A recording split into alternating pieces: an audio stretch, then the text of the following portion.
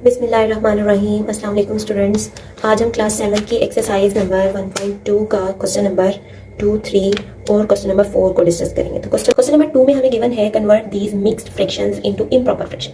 यानी ये हमें मिक्स्ड फ्रैक्शंस गिवन है, हमने इसको किस में कन्वर्ट करना है, इम्प्रॉपर फ्रैक्शंस में कन्वर्ट करना है। तो इम्प्रॉपर फ्रैक्शन में कन्वर्ट करने के लिए हम जो हमारे पास फ्रैक्शन होती है, जो मिक्स फ्रैक्शन होती है, उसमें हम देखते हैं अपने डिवाइजर को और पहले होल नंबर को, होल पार्ट को। हमें पता है मिक्स फ्रैक्शन के दो पार्ट होते हैं, एक होता है होल पार्ट और दूसरा होता है फ्रैक्शनल पार्ट। तो हम इसको कैसे मिक्स इम्प्रॉपर फ्रैक्शन में कन्वर्ट करेंगे, 3 को हम मल्टीप्लाई करेंगे किससे, 3 को हम मल्टीप्लाई करेंगे 1 से। हमेशा डिवाइजर को होल नंबर से मल्टीप्लाई करते हैं, 3 1 आर 3 और जो भी हमारे पास न्यूमरेटर गिवन होता है वो हम ऐड कर देते हैं उसमें, और हमारे पास जो आंसर आएगा वो क्या होगा, 5/3। इसी तरह हमारे पास ये क्वेश्चन है जिसमें है 3 × 4/5। इसमें क्या करेंगे, हम 5 को 3 से मल्टीप्लाई करेंगे, 5 3 आर 15 और 15 में प्लस कर देंगे क्या, 4। ये हमारे पास क्या बनता है, ये हमारे पास इम्प्रॉपर फ्रैक्शन बन गई है 19/5। बिल्कुल इसी तरह हमारे पास क्वेश्चन है जिसमें गिवन है हमारे पास 2 × 5/11। इसमें हमने क्या करना है, 11 को मल्टीप्लाई करना है 2 से, 11 2 आर 22 और इसमें प्लस कर देने हमने 5। ये हमारे पास क्या बन रहा है, 22 + 5 विच इज इक्वल टू 27/11। ये आप देख रहे हैं इम्प्रॉपर फ्रैक्शंस में कन्वर्ट हो रही है। हमें पता है इम्प्रॉपर फ्रैक्शन का जो न्यूमरेटर है वो बड़ा होता है, तो आप देख रहे हैं सारी फ्रैक्शंस जो है उसका न्यूमरेटर बड़ा है और डिनोमिनेटर छोटा है। बिल्कुल इसी तरह आप इस फ्रैक्शन को भी कन्वर्ट करेंगे, 7 8 आर 56, 56 को में हम 3 को प्लस करेंगे तो हमारे पास आ जाएगा 59/7। तो ये हमारे पास मिक्स फ्रैक्शंस थी, ये वाली जो हमने किस में कन्वर्ट कर दी है, इम्प्रॉपर फ्रैक्शंस में कन्वर्ट कर दी है। अब इसी तरह अब नेक्स्ट क्वेश्चन है जिसमें हमारे पास क्या है, ये इम्प्रॉपर फ्रैक्शंस है, हमने इसको किस में कन्वर्ट करना है, मिक्स फ्रैक्शंस में कन्वर्ट करना है। तो मिक्स फ्रैक्शंस में कन्वर्ट करने के लिए हम क्या करेंगे कि जो हमारे पास फ्रैक्शन गिवन है उसको हम डिवाइड करेंगे। हम 18 को अंदर रखेंगे और 7 पर डिवाइड करेंगे। तो 7 1 आर 7 2 आर होता है 14 और ये हमारे पास नेक्स्ट रिमाइंडर बच रहा है 4। जब हमारे पास रिमाइंडर जो है डिवाइडर से छोटा हो जाए तो हमने वहाँ स्टॉप कर देना। अगर यहाँ कोई बड़ी वैल्यू होती तो मैं एक दफ़ा और डिवाइड करती, यहाँ पे स्टॉप हो गए। अब नेक्स्ट हमने क्या करना है, अपने एक बात याद रखनी है, जब भी हमारे पास मिक्स फ्रैक्शन को लिखने का तरीका क्या है वो हमने याद रखना है, Q/D, Q × R/D। अब ये Q क्या है, Q है मेरे पास कोशेंट। अब इस सवाल में जो कोशेंट है वो हमारे पास है 2। रिमाइंडर क्या है हमारे पास, रिमाइंडर क्या है 4 और D फॉर डिवाइजर, तो डिवाइजर हमारा क्या था 7। तो ये हमारी इम्प्रॉपर फ्रैक्शन थी जिसको हमने किस में कन्वर्ट कर दिया है, मिक्स फ्रैक्शन में कन्वर्ट कर दिया है। बिल्कुल इसी तरह से हमारे पास है क्वेश्चन नंबर 2 जिसमें हमें क्या कह रहे हैं कि 63/14 है, इसको हमने मिक्स फ्रैक्शन में कन्वर्ट करना है। तो बिल्कुल इसी तरह 63 को अंदर रखेंगे, 14 पे डिवाइड करेंगे, हमारे पास हो जाएगा 56। तो हम क्या करेंगे, इसमें से इसको सब्ट्रैक्ट करेंगे तो हमारे पास आ जाएगा, यहाँ 13 बनते हैं, 13 में से हम 6 को निकाल देंगे तो हमारे पास बचेंगे 7। ठीक है, तो बिल्कुल उसी तरह वही फॉर्मेट है हमारा मिक्स फ्रैक्शन को लिखने का, Q × R/D। कोशेंट, कोशेंट क्या है हमारे पास, कोशेंट है हमारे पास 4, रिमाइंडर क्या है 7 और डिवाइजर क्या है 14। बिल्कुल इसी तरह नेक्स्ट क्वेश्चन है, नेक्स्ट क्वेश्चन में भी हम क्या करेंगे, 43 को अंदर रखेंगे, 13 पे डिवाइड करेंगे, 13 का टेबल पढ़ेंगे और ये 13 आएगा, 3 आर 39 और 4 आर होता है हमारे पास 52। तो यहाँ 3 आर हम लगाएंगे 39 को, तो यहाँ से इसको सब्ट्रैक्ट करेंगे, यहाँ 13 बन जाएगा, 13 में से 9 माइनस करेंगे तो हमारे पास आता है, तो 13 में से 9 को माइनस करेंगे तो हमारे पास आता है 4। और बिल्कुल इसी तरह हम यहाँ लिखते हैं quotient is equal to reminder over divisor.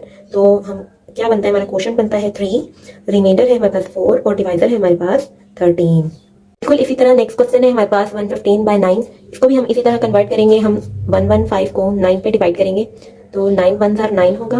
अब यहाँ पे हमारे पास कितने बचते हैं 2।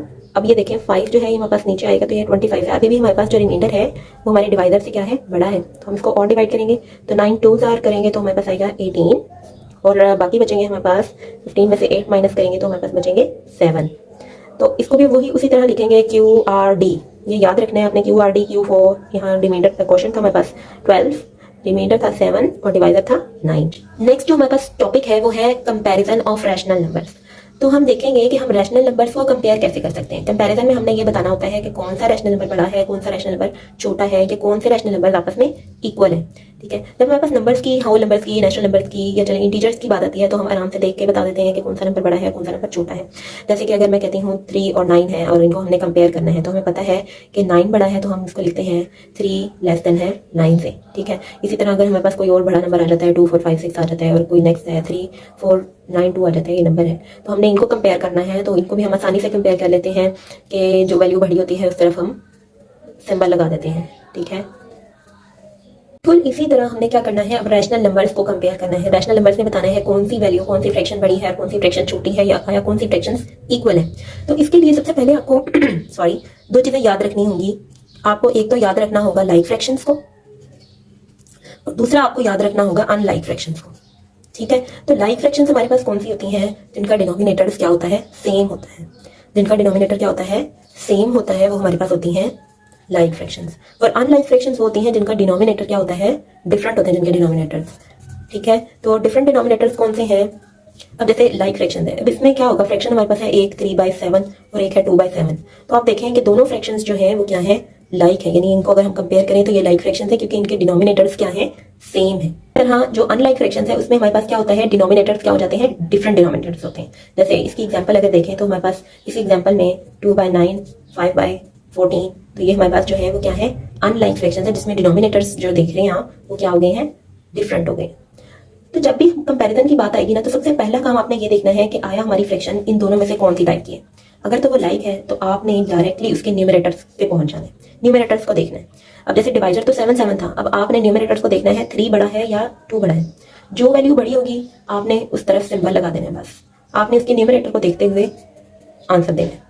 ठीक है, जैसे कि अब 3 बड़ा था तो 3/7 वाली फ्रैक्शन क्या थी? बड़ी थी, और 2/7 वाली फ्रैक्शन छोटी थी। और आप एक बात याद रखें, सिंबल अगर किसी को भूल जाते हैं तो जिस तरफ जो है वो वैल्यू बड़ी होती है उस तरफ हम इसका मुंह खोल देते हैं, या आप कह लें इसकी ये जो टांगे निकाल देते हैं। ठीक है, इसके एरोस बना देते हैं इधर को।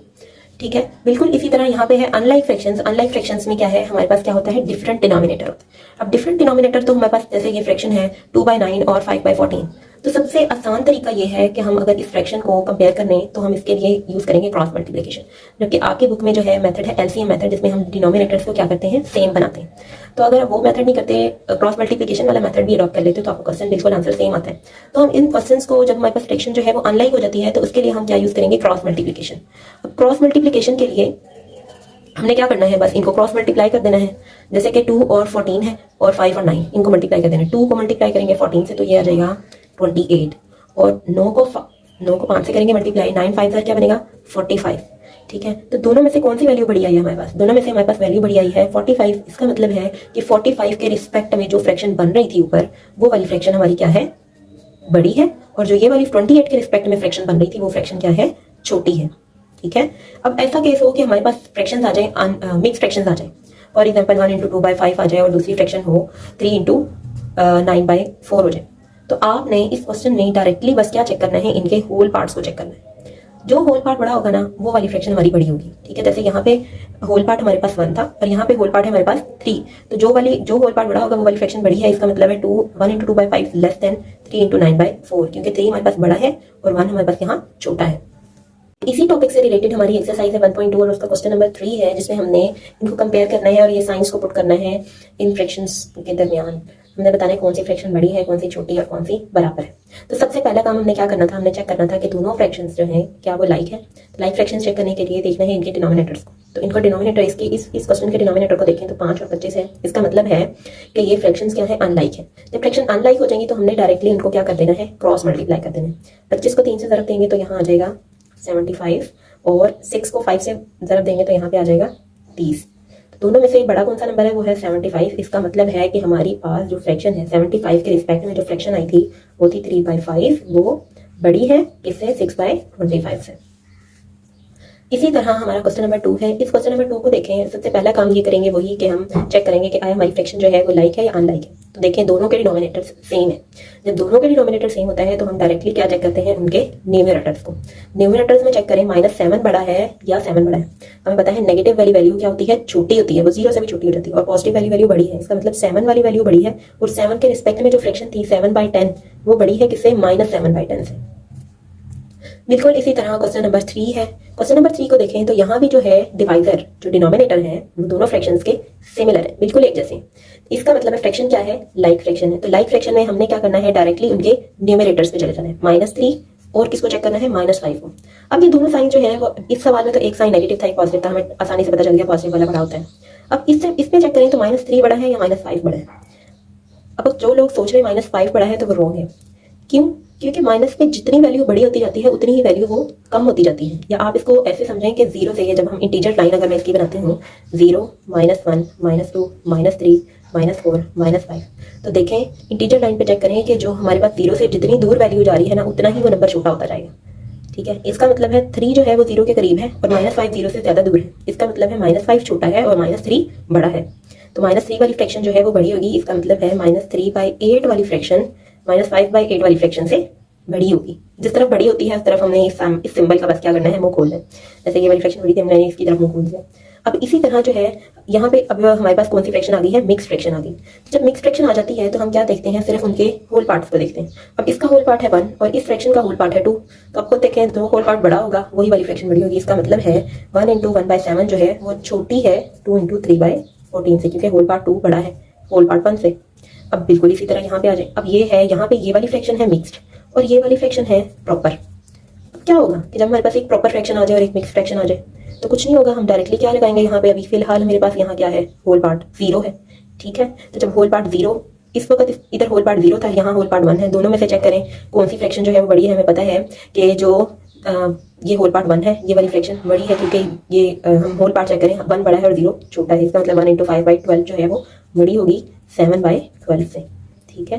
बिल्कुल इसी तरह इस क्वेश्चन में आ जाए। अब इस क्वेश्चन में क्या है, इस क्वेश्चन में भी है 25 और 25 डिनोमिनेटर सेम है। जब डिनोमिनेटर सेम होते हैं तो हमारी फ्रैक्शन क्या होती है, लाइक फ्रैक्शन होती है।